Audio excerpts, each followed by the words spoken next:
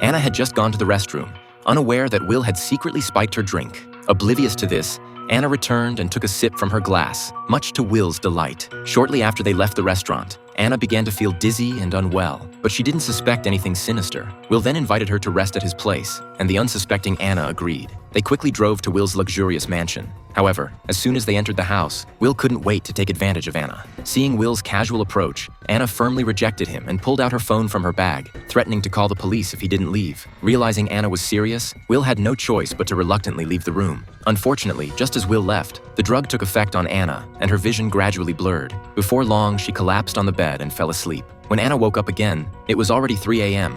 Apart from feeling exhausted, she had no idea what had happened. But when she turned her head, she was shocked to find Will sleeping right next to her. Seeing this situation, Anna quickly lifted the covers to check herself. Noticing her clothes were still on, she breathed a sigh of relief. With Will still fast asleep, Anna hastily got out of bed and hurried downstairs to leave. However, when she reached the door, she realized she had left her phone in the bedroom. Having no choice, Anna took the risk and returned to the room. This time, she noticed something strange. Despite the loud thunder outside, Will was still sleeping soundly. She tried shaking him, only to discover that Will was already dead. Suddenly, Anna heard someone coming. She quickly crawled under the bed to hide. A man wearing leather shoes entered the room, seemingly searching for something in the drawers. Anna suspected he was Will's killer. After searching for a while, the killer left the room. Anna immediately crawled out from under the bed. She first dialed 911 to report the crime, then used tissues to wipe away any traces of her presence in the house before hurriedly leaving. The next day, news of Will's death spread. Worried that the police would suspect her, Anna called her best friend for help. After listening to her ordeal from the previous night, her friend believed she should proactively explain the situation to the police, as she wasn't the killer.